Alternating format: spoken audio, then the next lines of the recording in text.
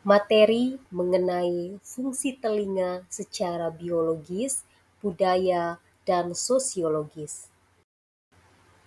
Tujuan pembelajaran, mahasiswa mengenal dengan baik fungsi telinga secara biologis, budaya, dan sosiologis. Telinga merupakan bagian tubuh yang berperan dalam proses pendengaran. Proses ini dimulai dari gelombang suara yang ditangkap oleh daun telinga, diolah oleh organ lain di dalam telinga menjadi sinyal suara, hingga dihantarkan ke otak. Selain itu, telinga juga berperan dalam menjaga keseimbangan tubuh. Fungsi telinga secara biologis. Struktur telinga terdiri atas 3 bagian. Yang pertama, bagian luar, yang kedua, bagian tengah, dan yang ketiga, bagian dalam. Struktur telinga bagian luar. Anatomi telinga ini terbentuk dari auricula atau daun telinga dan kanal pendengaran eksternal atau liang telinga atau ear canal. Auricula terbentuk oleh tulang rawan elastis yang melekat erat pada kulit yang miring. Ini berfungsi untuk menangkap suara dan melokalisasi suara. Auricula membentuk cekungan yang disebut konka dan bagian pinggirannya dinamakan heliks. Struktur daun telinga bagian luar, yang pertama ada heliks, yang kedua antiheliks, yang ketiga fosa segitiga, yang keempat fosa scapoid, yang kelima scapha, yang keenam tragus, yang ketujuh antitragus, yang kedelapan lobule. Struktur telinga bagian tengah. Fungsi telinga bagian tengah untuk mengirimkan suara yang telah dikumpulkan auricula ke telinga dalam. Sebelum dikirimkan, bagian ini mengubah gelombang suara menjadi getaran. Bagian telinga tengah memanjang dari batas telinga luar ke membran timpani. Struktur telinga bagian tengah. Pada bagian ini terdapat 3 tulang yang terhubung dan mengirimkan gelombang suara ke bagian dalam. Ketiga tulang ini disebut juga dengan ossicles dan terdiri atas yang pertama tulang martil, yang kedua tulang tandasan, dan yang ketiga tulang sanggurdi. Telinga bagian tengah terdiri atas gendang telinga, 3 tulang pendengaran, rongga telinga tengah, dan saluran tuba Eustachius, yaitu saluran yang menghubungkan telinga bagian tengah dan rongga di belakang hidung. Bangunan telinga bagian tengah berfungsi untuk menghantarkan sambil menguatkan atau melemahkan energi bunyi yang ditangkap oleh gendang telinga menuju ke telinga bagian dalam dan menyesuaikan tekanan udara antara telinga tengah dengan tekanan udara luar. Struktur telinga bagian dalam. Sesuai namanya, telinga bagian dalam berada di bagian terdalam dari anatomi telinga. Fungsinya untuk membantu keseimbangan tubuh dan menjadi bagian dalam pendengaran. Di telinga bagian dalam terdapat 3 bagian utama, yaitu konklea, saluran semisirkular, dan vestibular. Bagian ini mengubah getaran suara menjadi sinyal saraf dan menyalurkannya ke dalam otak melalui saraf konklea. Fungsi telinga secara budaya. Fungsi telinga secara budaya sebagai alat komunikasi, pembentukan identitas kelompok, dan pelestarian warisan budaya. Melalui budaya, seseorang dapat memperoleh dan memanfaatkan bahasa, suara, dan musik. Telinga mampu menyerap informasi yang disampaikan, menikmati pengalaman budaya seperti pertunjukan musik, serta memahami dan menyampaikan tradisi lisan. Fungsi telinga secara budaya yang pertama sebagai alat komunikasi.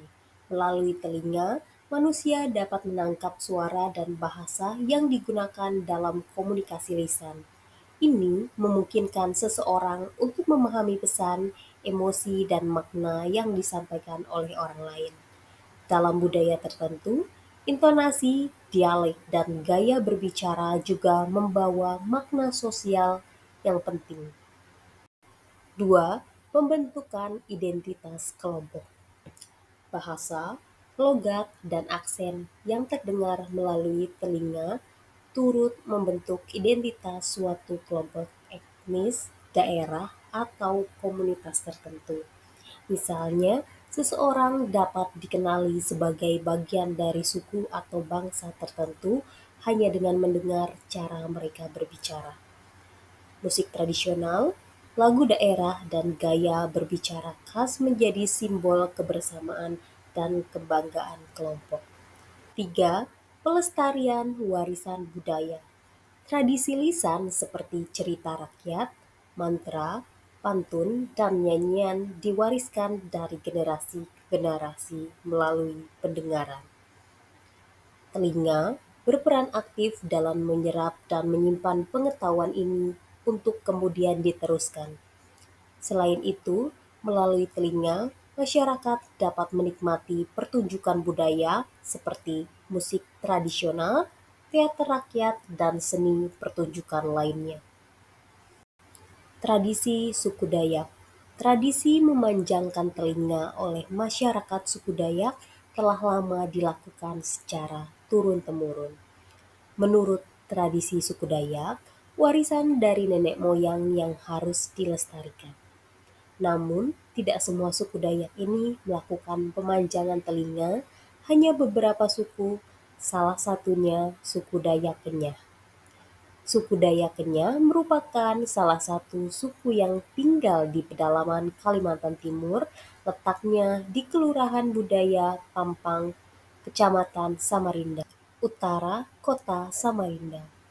Desa Pampang merupakan kawasan wisata budaya yang menyajikan kehidupan masyarakat Dayak Kenyah.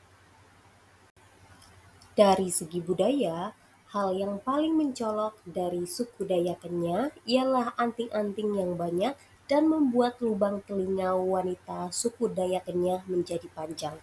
Memiliki telinga yang panjang bagi wanita suku Dayak Kenyah di kota Samarinda menjadi standar kecantikan.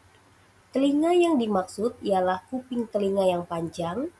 Hal ini terjadi sebab wanita suku Dayak Kenyah memakai anting-anting besar polos berbentuk lingkaran dari perak yang disebut hisang. Hisang mulai dipakai oleh wanita suku Dayak ketika memasuki usia remaja. Namun, sebelum dipakaikan hisang, sejak bayi, para wanita suku Dayak Kenyah telah menindik telinganya dan tradisi ini bernama telinga dadok. Tradisi tersebut dilakukan dengan memasang sebilah bambu di kuping telinga. Seiring berjalannya waktu, sebilah bambu itu membuat lubang telinga menjadi besar. Fungsi telinga secara sosiologis. Sebagai makhluk sosial yang tidak pernah lepas dari hal berinteraksi dan bersosialisasi antar sesama, telinga merupakan aspek terpenting dalam kehidupan manusia. Jika telinga memiliki masalah, tentunya tidak dapat berinteraksi dan berkomunikasi dengan baik. Indera pendengaran ini harus selalu digunakan untuk mengambil solusi dalam permasalahan sosial. Telinga yang digunakan secara baik akan sangat bermanfaat untuk seseorang maupun orang lain agar terciptanya proses interaksi dan sosialisasi. Fungsi telinga secara sosiologis.